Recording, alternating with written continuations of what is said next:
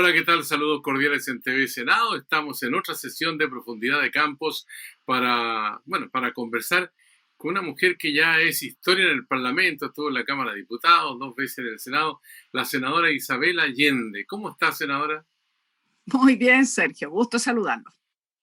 Bueno, yo digo que hizo historia en la Cámara de Diputados, fue varias veces elegida allí como parlamentaria y en el Senado los 2 últimos periodos le ha tocado asumir también la responsabilidad en la Cámara Alta. ¿Cómo le deja cuando estamos ya, bueno, en marzo, a punto de que se produzca el cambio? Usted va a seguir en el Senado, pero viene una nueva estructura. ¿Cómo se siente usted después de lo hecho en este año por lo menos? O si quiere contarnos algo que no sepamos de años anteriores también. Bueno, yo creo que es un récord, efectivamente. Bueno, yo no estoy desde el año 90, sino del año 94, pero elegía 4 veces de diputada. Yo creo que es un desafío importante y 2 veces senadora, pero además haber sido la segunda presidenta de la Cámara de Diputados en el año 2003 y la primera mujer presidenta del Senado. Para mí ese fue el hito más valioso. Nunca en 204 años habíamos tenido una mujer presidenta del Senado. Y eso a mí me marcó muchísimo porque era muy importante no solo llegar a ser la primera presidenta mujer del Senado, además me tocó el 2014 ponerle la banda a Michelle Bachelet, que para mí en lo personal era algo muy afectivo, muy emocionante. Las dos lo vivimos así, las dos lo comentamos así, las dos pensábamos en el orgullo que tendrían nuestros respectivos padres, digamos, en una situación como esa. Y por otro lado, era muy importante demostrar que las mujeres teníamos de más la capacidad como a poder conducir el Senado. Y así yo creo que fue, porque el nivel de evaluación al término de ese año fue bastante positivo. Entonces yo me siento muy orgullosa de haber abierto ese espacio. Después de eso ya vinieron otras mujeres y me alegro mucho. Y hoy día estamos con nuevamente, ya llevamos un rato teniendo mujeres presidentas. Eso marca un hito porque simplemente las mujeres tenemos que ir ganando cada vez más espacio, presencia, mayor representación, visibilidad y sobre todo que tenemos perfectamente las competencias para hacerlo. Así que muy contenta de haber abierto estos espacios para quienes han seguido y por supuesto las que están hoy día seguirán abriendo espacios a las que siguen, porque como usted acaba de recordar, yo sigo en este Parlamento. La verdad es que me preocupa un poco. Creo que el ambiente va a ser más enrarecido. El Senado en general es un ambiente en donde uno puede desarrollar acuerdos cuando llegamos a acuerdos y acuerdos sensatos, y cuando no llegamos a acuerdos, bueno, por mayorías, minorías se establecen las decisiones, pero en general es un ambiente donde no hay descalificaciones, donde en general prima, digamos, el sentido de, bueno, mirar, revisar los proyectos, en fin, y las votaciones se hacen, por supuesto, cada uno en sus convicciones. ¿Y qué me preocupa? Que llegamos a un Senado donde va a tener, por un lado, una vuelta histórica de que el Partido Comunista vuelva a tener representantes en el Senado, nada menos que, digo, a Claudia, que fue ministra de la Mujer en el gobierno de Bachelet, creo que es muy positivo, y también, Claudia Pascual estaba hablando, y también el caso del diputado Núñez que llega al Senado. Pero también donde la derecha, sumando el representante incluso republicano, llega a casi un 25 de los 50 y nosotros también. Entonces, prácticamente quedamos mitad y mitad, lo cual hay que reconocer que quien quiera que sea que gobierne el próximo periodo, que es trascendental, porque obviamente va en paralelo con una convención constitucional, va a tener un parlamento complejo. La Cámara más fraccionada y el Senado prácticamente igualado. Si uno suba así derecha y extrema derecha y centro izquierda, la verdad es que vamos a quedar casi, como digo, mitad y mitad. Lo cual, claro, va a obligar a quien quiera que gobierne a tener que generar acuerdos. Ahora, evidente que se puede gobernar sin mayoría. Nos ha tocado muchas veces a nosotros y no Claro. el gobierno. ¿Dificulta la labor? Sí, pero que se puede, también se puede. Bueno, usted ha mencionado el caso de la mujer en la Cámara de Diputados, también las cuotas de representación en las candidaturas y todo eso en el Senado, la primera mujer que ocupa la testera, además de entregarle la banda presidencial a Michelle Bachelet. A propósito, ¿ha podido conversar con ella o no? No, llevo largo rato sin hablar con ella. Me da gusto que venga, bueno, lo hace todos los años, porque obviamente sea un espacio para estar con su familia en las fiestas, digamos, de fin de año. Así que me parece muy grato que venga y no es ninguna novedad, lo ha hecho varias veces. Bueno, muchos se preguntan si se va a pronunciar públicamente por la candidatura de Gabriel Boric, porque sería, digamos, lo lógico, el sentido común indica eso, ¿no? Absolutamente, mire, más allá de la restricción formal, que obviamente no podría participar en ninguna actividad como tal, teniendo este alto cargo de representación de Naciones Unidas, que es todo un orgullo el que lo tenga Michelle Bachelet. Por supuesto que Michelle Bachelet está con Boric, ya que duda cabe, si el propio expresidente Lago ya también se pronunció, es evidente que Michelle Bachelet estaría con, jamás podría votar con una persona que defiende un Krasnov, que tiene casi 800 años de condena por sus crímenes. ¿Cómo podría alguien de izquierda y alguien que ha sido detenida, que estuvo presa, que su padre muere como consecuencia, digamos, de la tortura de la dictadura, podría estar en el, es decir, jamás de los jamases? Ninguno de nosotros, no solo quienes tenemos directamente haber sido afectados por situación de violación de derechos humanos, sino que por la mirada de país, lo que yo le decía antes. O sea, es inconcebible. Para nosotros es como una restauración conservadora y un retroceso no solo en los derechos de las mujeres, en todos los planos que uno pudiera pensar. O sea, ahora, claro, empieza a modificar, entendible si está en un proceso electoral, pero ahora dice, bueno, la mujer no va a ser así, en realidad no lo vamos a eliminar el ministerio, pero era la primera situación. Ahora está diciendo, no vamos a elevar la edad de la jubilación, vamos a ir viendo, bueno, sí, mantengo la reducción de impuestos, cosa que todos los economistas han dicho que es insostenible, pero lo vamos a ver de acuerdo a la situación. O sea, cuando lo planteó, no miraba la situación, son las interrogantes que uno le deja. ¿Ah? No se entiende que el cambio climático no estaba comprobado, pero ¿qué le pasa? O sea, no hace más que asemejarse a los Bolsonaro y a los Trump, que negaban justamente la trascendencia del cambio climático, la vulnerabilidad de nuestros países. Entonces, es que representa la antípoda a la que uno pudiera hacer. Así que, ¿qué duda cabe que Michelle Bachelet va a estar con Gabriel Boric? Ninguna. Senadora Isabel Allende, la concertación jugó un rol fundamental en la historia de este país, partiendo con la elección de Patricio Elwin y antes incluso en el plebiscito entre el sí y el no, pero al mismo tiempo existe una reflexión de más de alguien que dice, bueno, la concertación se fue disminuyendo, se fue jibarizando, porque se asimiló al discurso del neoliberalismo. ¿Cómo recibe usted esa crítica? No, mire, yo creo que hubo muchas exageraciones y entiendo que, y por eso digo que hay generosidad aparte de convicción, en el caso del apoyo del expresidente Lago, porque obviamente hubo bastantes descalificaciones. Yo creo que los 30 años también fue una suerte de descalificación, porque claramente haber recuperado la democracia, haber hecho la transición, fue un hito de la mayor importancia. Haber rebajado la pobreza, como cuando se recibió el gobierno eran más del 40%, y haberla logrado reducir a hito histórico nunca conocido, haber triplicado 3 veces el per cápita de los chilenos. Es obvio que todo eso se hizo, pero también es evidente que no logramos generar la suficiente garantía de calidad en los accesos a los servicios básicos. Siguió siendo una sociedad extremadamente desigual en ese sentido, muy dependiente del bolsillo. No es que nosotros éramos neoliberales, no hemos sido nunca, pero no logramos revertir a fondo lo que se había hecho, estas privatizaciones de los servicios más básicos, y que se mantuvo de alguna manera, por más que tratábamos de avanzar, el que efectivamente en nuestro país tienes, digamos, un ingreso determinado, vas a acceder a una cierta salud de mayor calidad que, digamos, si no lo tienes. Entonces, yo creo que evidentemente fue que no pudimos, sea que nos demoramos mucho, o sea esto, bueno, sí, son críticas justas y legítimas. No logramos dar esa calidad de servicio, no logramos llenar esas expectativas que habíamos logrado nosotros mismos al haber disminuido la pobreza y haber generado los ingresos. Pero de ahí a decir de que los 30 años de la historia, jamás. Y yo creo que hoy día, cuando el propio candidato Boric dice que es valioso el aporte de una persona con su trayectoria como Ricardo Lago, está reconociendo, es evidente.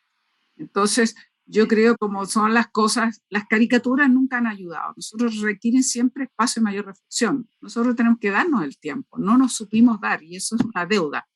Cuando perdimos, ¿no? Y estoy hablando del segundo gobierno de Sebastián Piñera, no fuimos capaces de generarnos un espacio de reflexión mayor para decir ¿Qué pasó con esta exconcertación? Después fue nueva mayoría, un día un nuevo pacto social, pero con distintas llegadas, hemos dicho, cambios generacionales, eh, movimientos distintos. En el nuevo pacto social está el Partido Liberal, lo que era el nuevo trato, etcétera, van cambiando. Y está bien, tiene que ser así. O sea, las cosas no son estáticas, tienen que ser fluidas y van variando por generaciones, por nuevos contextos sociales, en fin. Senadora, senadora, usted fue presidenta del Partido Socialista y ha habido críticas bien fuertes en el sentido que el Partido Socialista ahora, con Elizalde a la cabeza, ha sido errático porque fue a golpear la puerta al PC, al Frente Amplio, y les dieron un portazo, tuvieron que devolverse, habían dejado atrás a la democracia cristiana, que habían sido aliados durante la concertación con mucha fuerza, y también el gobierno de la nueva mayoría. Entonces uno se pregunta qué rol puede jugar el Partido Socialista, ya salga Boric o Kass, que asuma la primera magistratura. ¿Volverá a tener un liderazgo o un partido que está en este momento en crisis? Mire, más allá de lo que fue en esos días, que realmente fueron bien lamentables, efectivamente, lo que usted describe, aunque eso tiene un contexto mayor. No llegamos a golpear la puerta porque sí nomás. Hubo todo un proceso interno entre la democracia cristiana complejo. Se recordará que había ganado la senadora Jimena Rincón una primaria y sin embargo empezaron a surgir voces dentro de la democracia cristiana que no, en fin, qué sé yo. También hubo voces de los otros partidos y también del Partido Socialista, una observación en cuanto a decir que generaba dificultad para las bases socialistas apoyar esa eventual candidatura. Se cruzó, la democracia cristiana pidió más tiempo, bueno, se fue generando un ambiente que motivó efectivamente a que se diera la posibilidad de participar en la primaria, que ya conocemos, y que efectivamente fue una negativa porque se aceptaba el Partido Socialista, pero no así ni a la democracia cristiana, ni al nuevo trato, ni los liberales. En fin. Obviamente que esto no se aceptó y entonces conocemos la historia. Pero más allá de ello, aquí lo que importa, y yo creo que lo que está generando ahora este desafío, que está complejo, pero extremadamente importante, es que hemos dejado, y creo que estamos dejando atrás, esto de creer. Nosotros siempre planteamos como socialistas que había que coordinarse al máximo y que teníamos que hacer una unión unión en el sentido para enfrentar los desafíos electorales que iba en las primarias y lo que sucedía después, desde el PC a la DC. Lamentablemente eso no fue escuchado, fue la voz permanente del Partido Socialista, en eso no había dos voces. Siempre dijimos que había que hacer primarias y que había que tener desde la DC al PC. Bueno, como ya sabemos, hubo distintos ataques. Yo creo que hoy día se empieza a recuperar este sentido, es decir, se requiere una amplia mayoría si queremos avanzar en las transformaciones en la que nos está proponiendo el programa de Boris, que además tiene bastantes similitudes con lo que fue en su momento el de Paula Narváez, el que fue, por supuesto, después de Jasna Proboste. Por lo tanto, hoy día ya no estamos en eso de el fraccionamiento de la oposición, sino volver a recuperar, entendiendo que frente a un desafío de marca mayor, lo único que corresponde es ir, digamos, convergiendo hacia esta unidad que representa este desafío electoral. Y después se verá, porque primero ganan las elecciones, después se verá efectivamente qué partidos conformarán o no, o serán parte o no de un gobierno. No necesariamente un apoyo significa que hacer parte de un gobierno, y eso también hay que entenderlo así. Bueno, en medio de toda esta situación donde hay muchos hechos que marcan la realidad política, usted mencionaba el caso de Claudia Pascual, que llegó al Senado en nombre del PC, acompañada precisamente de Daniel Núñez.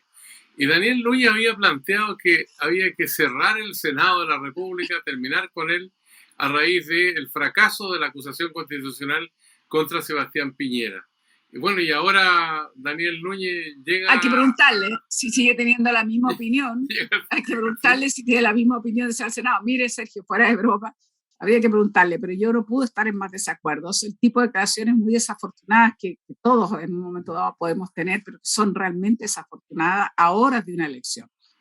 Y bueno, mire, nosotros todos votamos por la acusación constitucional, pero era evidente y me llama la atención que un diputado, con tal de ganar votos, dice cosas que la ciudadanía a lo mejor no conoce, pero que un diputado está en la obligación de conocerla. Todos sabíamos que la acusación constitucional no se iba a aprobar. ¿Por qué? Porque se requería 29 votos y la oposición somos 24, por lo tanto se requería que 5 senadores de oficialismo votaran a favor de la acusación. Te comprende que era completamente imposible. Entonces realmente da un poco de molestia,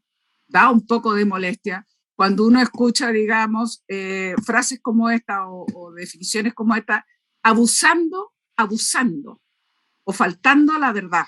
Porque el tema no es que los senadores no quisiéramos, el tema es que aunque votamos los 24 a favor, era evidente que no teníamos esos 5 votos extra. Entonces, francamente, da un poco rabia. A mí me acuerdo cuando escuchaba la propaganda de una candidata que, bueno, Karina Oliva, que se perdió y por otras razones, pero también decía algunas, ¿dónde está esto? ¿Dónde está que no se tramita? En el Senado, a mí me dan ganas de decirle, oiga, la ley de la biodiversidad, que es tan importante para nuestro país, lleva como 3 años en la Cámara de Diputados, no ha sido capaz de tramitar.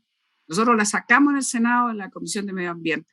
Y resulta que llega a la Cámara de Diputados y ahí está, lleva como 3 años. Entonces, estas frasecitas para el bronce no ayudan, Sergio, a elevar el nivel de la discusión y la reflexión política. Yo lamento mucho que las elecciones en este país se den por el temor, por el miedo, por este tipo de frases, por esta forma de desinformar, y no elevemos el nivel del debate y la reflexión del desafío como país. Nosotros tenemos la obligación, o sea, este gobierno va a trabajar en paralelo con una convención constitucional que tiene que hacernos la presentación de una nueva constitución, que tiene que ser ratificada además en un plebiscito. Ya hemos escuchado algunas palabras, yo no sé si era fake news, parece que no, de un diputado, Tomás Fuentes, que decía, tenemos que irnos con todo contra la convención, lástima que no podemos por ley eliminarla. O sea, ese es el nivel. Yo creo que hace falta realmente subir el tono, entender los desafíos de país, generar realmente una mirada mucho más amplia, porque además vamos a salir con un país como Ahora, más pobre. En este ambiente tan frenético, ¿usted es partidaria de que existan 2 ramas en el Congreso Nacional o que vayamos a una instancia legislativa unicameral? No, yo soy partidaria de 2 ramas. A mí la experiencia de haber estado en la Cámara y en el Senado me indica más que nunca y me reafirma lo importante que es que hayan 2 cámaras, porque es evidente que una Cámara siempre puede ser un aporte a ser una Cámara revisora. Y además tenemos funciones distintas. La Cámara de Diputados es fiscalizadora y nosotros más bien actuamos como jurado en varios casos. Entonces yo creo que es bien importante mantener el bicameralismo. Soy partidaria de aquello. Senadora Isabel Allende, con nosotros conversando aquí en Profundidad de Campos en el canal del Senado. Hacemos una pausa para seguir dialogando porque hay mucho más, sobre todo los proyectos que están pendientes o los que correrían peligro de acuerdo a su intención para legislar con la nueva composición del Congreso. En fin, de todo eso y mucho más hablamos en la segunda parte aquí en Profundidad de Campos del Senado de la República de Chile.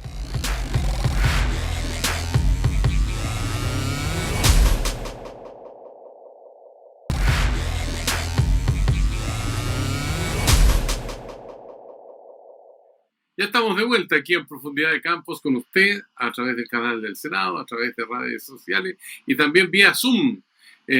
Incluso por estos días hemos conocido antecedentes de una nueva cepa que apareció en Sudáfrica, senadora Isabel Allende, que ha colocado a los países europeos prácticamente en alerta. Hay muchos vuelos que se han suspendido a Sudáfrica, no se admiten vuelos viniendo precisamente del continente africano. O sea, hay como una repercusión también en las bolsas europeas. La semana pasada cayeron varias de esas bolsas a raíz de esta situación que se ha transformado en una cuestión de alarma, ¿no? Y aquí también deberíamos preocuparnos porque somos globalizados, hay mucha gente que sale, otra que vuelve. Así que vamos a tener un tramo de aquí a la elección del domingo 19 que va a tener además esa preocupación, ¿no? Mire, efectivamente hay una preocupación y no debemos bajar los brazos, porque no solo pueden haber nuevas variantes y cada vez más contagiosas, aunque afortunadamente como país hemos tenido una meta y lo reconocemos. Esto ha sido muy importante. Nuestra tradición de medicina pública nos ha hecho que la vacunación masiva es algo que está en nuestra cultura y en nuestras políticas de salud pública. Lo hacemos año a año con una serie de la influenza y otros más, y por lo tanto no ha sido tan complejo. Aún así, el llamado a los últimos rezagados, que por favor entiendan que un tema de salud no es solo personal, sino que tiene que ver con una comunidad, digamos. Tenemos un desgaste enorme. Yo hablaba ayer con el director de Servicios de Salud, Valparaíso San Antonio, y me decía que hay gente que tiene acumulada 2 años de vacaciones y no han podido tomarlo. El personal de salud están agotados y no han podido porque no hay cómo reemplazarlos.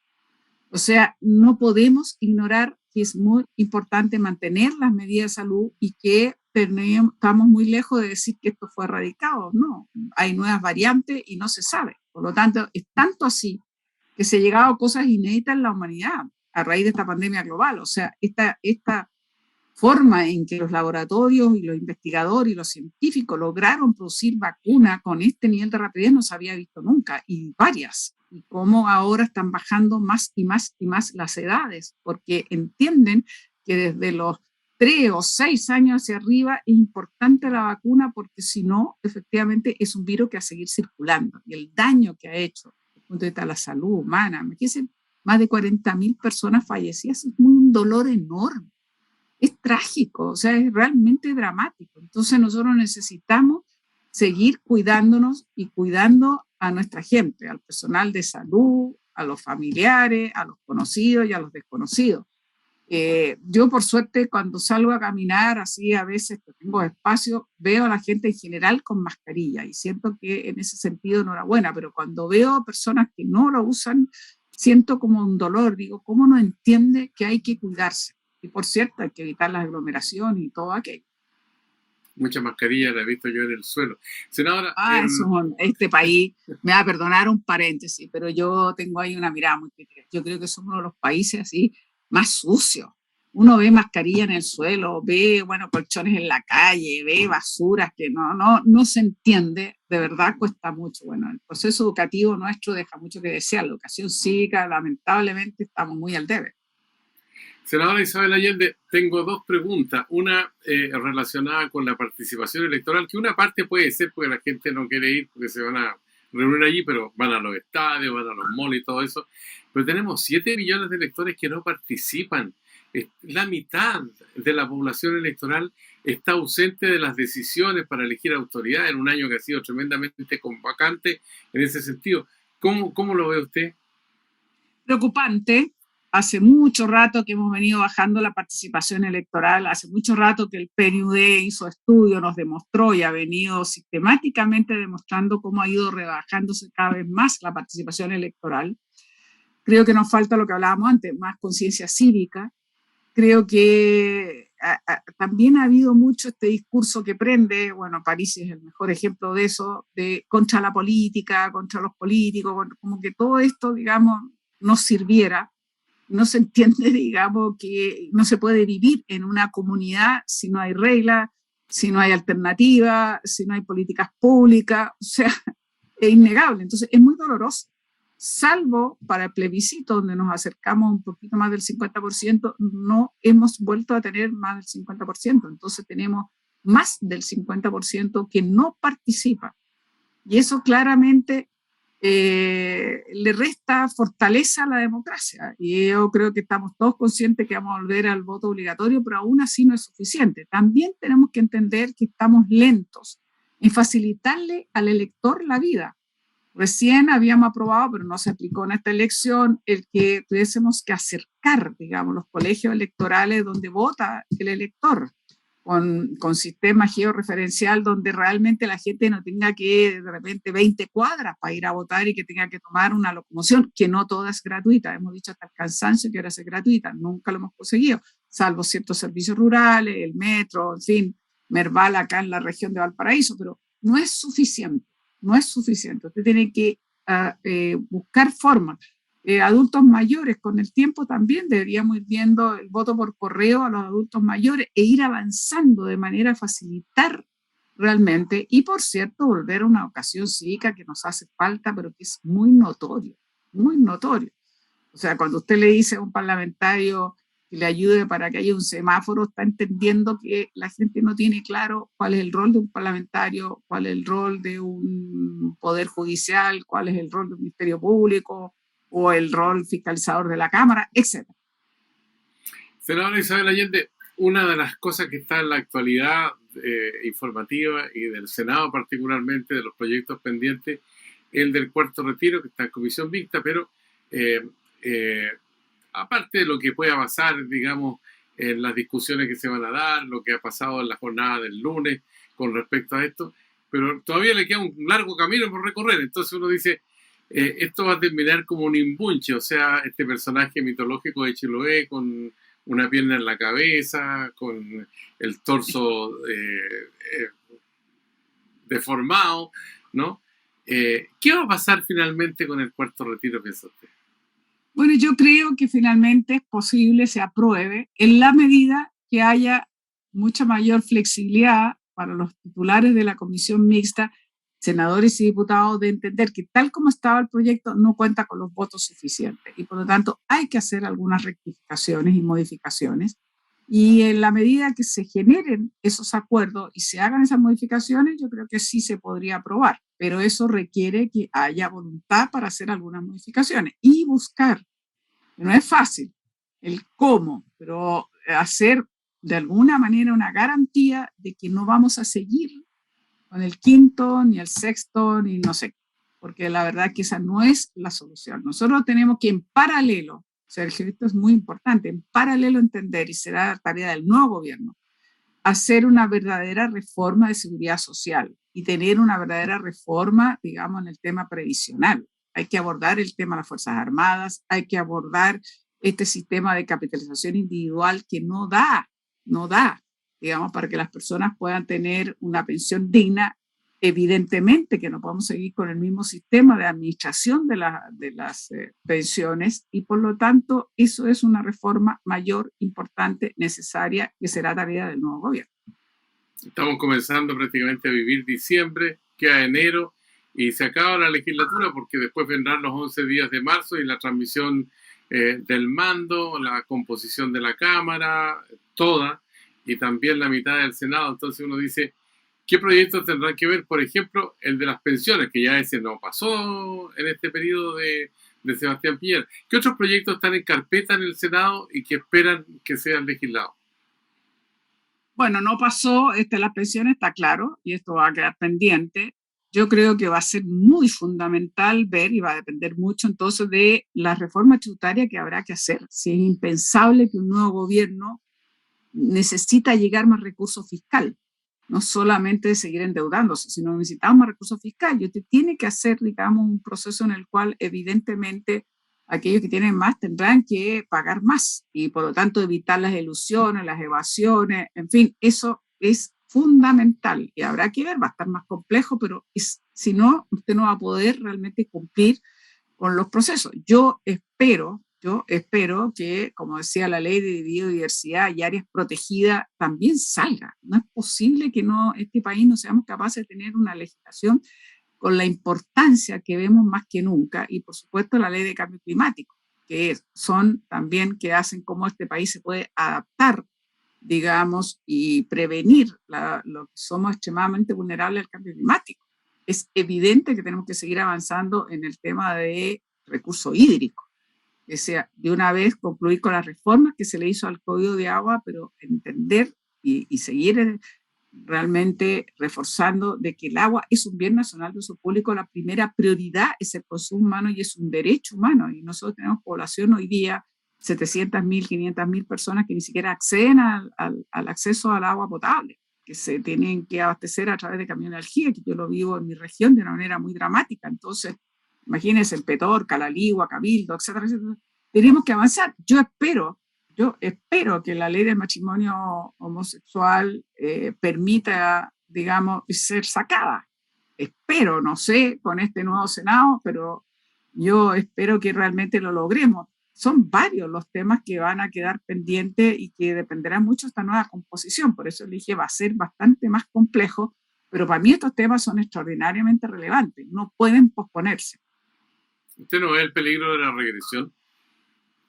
Veo peligro de la regresión y va a obligar a mucho acuerdo y mucha pedagogía y convencimiento de algunos que puedan razonar, entender de que ni en las mujeres los derechos, ni en el medio ambiente, ni en el agua, no podemos seguir retrocediendo más. Ya tenemos un modelo de mercado que no da satisfacción no solo en las pensiones, sino que también evidentemente en el acceso al agua, como les decía, y muchos otros accesos que necesitamos evidentemente no poder retroceder ni un milímetro más. Ahora, en paralelo, lo mencionamos también en esta conversación, está funcionando la Convención Constitucional, que en ese sentido le borró la película al Senado y a la Cámara de Diputados, porque nunca han ido a regiones a sesionar. Ellos sí lo han hecho en la región del Biobío, por ejemplo, y lo harán en otros lugares según lo que se pronostica. Pero al mismo tiempo la Convención Constitucional constituye un desafío porque fueron elegidos 80-20, el apruebo y los componentes, los 155, y una mayoría por establecer reformas que sean estructurales en la sociedad a partir de la escritura de la Carta Fundamental que están redactando.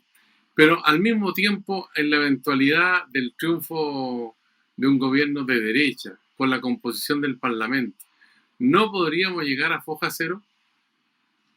Mire, varias cosas. A la pasadita dijo algo que hay que ponerle un poco de contexto. La verdad es que es muy excepcional y ojalá podía ser más, pero también eso tiene un costo. Es muy excepcional lo que está ocurriendo con la Convención Constitucional, que ha hecho un hecho inédito, digamos, de trasladarse los 155 a una región. El Parlamento, las comisiones lo hemos hecho muchas veces, sobre todo medio ambiente y otras, hemos sesionado en regiones, pero obviamente no los, imagínense, no los ciento y tantos diputados, 155 diputados y ahora 50 senadores. O sea, como tal, la convención sí lo puede hacer porque es un hecho inédito, histórico, único, esta convención además paritaria que tiene que redactar esta nueva constitución. Ahora, yo creo, y por eso le decía, yo no sé si era una noticia falsa, pero las declaraciones que yo lo oí a un diputado, Tomás Fuente creo que se llama, son realmente del terror, que habla de que hay que tirar abajo la convención. Lástima que no vamos a poder porque va a depender de los votos. Por eso es tan importante, digamos, que tengamos claro que ojalá no pueden derribarla porque significaría hacer una nueva reforma constitucional. Jamás van a tener los votos en ese nivel, porque afortunadamente en la propia Convención Constitucional tenemos representantes de la derecha que están plenamente conscientes de la importancia de estar levantando una constitución democrática que garantice derechos, ojalá llegue a un Estado social de derecho y que tiene que ser, por supuesto, aprobada en un referéndum obligatorio. Por lo tanto, no va a contar, digamos, o sea, se está haciendo un trabajo más allá de algunos errores y más allá de algunas declaraciones altisonantes que no ayudan. La verdad es que ha avanzado mucho, se dieron el reglamento, aprobaron sus comisiones, ya entran de lleno, digamos, en discutir los diversos capítulos y yo creo que eso nos hace bien como país. Esta fue la respuesta institucional que supimos darnos, fuerzas diversas pero claras en entender que era la respuesta institucional de abrir este cauce posible frente a un nivel de manifestaciones muy masivas con el estallido que sabían, digamos, que estaban en las calles y que fue muy positivo y muy importante. Y aquí hago un paréntesis y reconozco, digamos, aquí hay que reconocer la conducta de don Gabriel Boric, que fue capaz de dar su aprobación sin poder firmar, su partido se opuso, fue llevado incluso al Tribunal Supremo, recibió críticas bastante virulentas de otros sectores, pero eso no impidió que él entendiera la importancia de aquello, y eso es, de alguna manera, demostrar condiciones de liderazgo. Bueno, yo no tengo ninguna duda que la Convención Constitucional va a seguir su trabajo, que no la van a poder echar abajo, y por eso es tan importante, porque no da lo mismo un gobierno que quiera pelear, por autónoma que sea la convención, a un gobierno que está disponible para no apoyarla en el sentido de la infraestructura, de los recursos, no intervenir en los debates, porque eso es absolutamente autónoma. Yo creo que marca una diferencia. Tengo dos preguntas. Una, que esta situación de entrampamiento que usted menciona con tanta claridad podría resolverse con el voto obligatorio en nuestro país. ¿Usted lo cree así? Y si hay voto obligatorio, ¿una decisión de este Congreso o del Congreso que se instala el 11 de marzo? Bueno, nosotros aprobamos en general, pero todavía no alcanzó. Yo no sé si lo vamos a lograr de aquí a marzo, si no, es tarea de las inmediatas, digamos, el reponer de nuevo el voto obligatorio. Con otras, yo le dije, no es la única medida, con otras, como ya he dicho, el transporte gratuito, acercar los colegios electorales, probablemente por correo para mayores de edad, o en fin, o personas que estén con determinados problemas de movilidad, etcétera, etcétera, etcétera. O sea, vamos a seguir en la incertidumbre, dice usted. No, yo creo que vamos a llegar al voto obligatorio, pero la Convención Constitucional no tengo ninguna duda que va a hacer su trabajo, vamos a tener un referéndum que ahí soberanamente el pueblo de Chile se va a pronunciar, si va a estar de acuerdo con esa nueva constitución propuesta. Senadora Isabel Allende, militante del Partido Socialista, expresidenta del Senado, sigue en la Cámara Alta por 4 años más para completar su periodo, son de 8 años en total. Por lo tanto, le agradecemos la gentileza de conversar con Profundidad de Campo a través del Zoom, que es el medio que nos permite agilizar este tipo de diálogo, debido a que los traslados tienen cierta complejidad. Y bueno, deseamos que junto a los suyos se cuide de aquí a fin de año para que sigamos conversando el próximo en el canal del Senado. Muchas gracias, don Sergio, encantada. Gracias. Gracias a usted también, que sigue estos diálogos aquí en Profundidad de Campos en el canal del Senado de la República de Chile. Le decimos hasta la vista.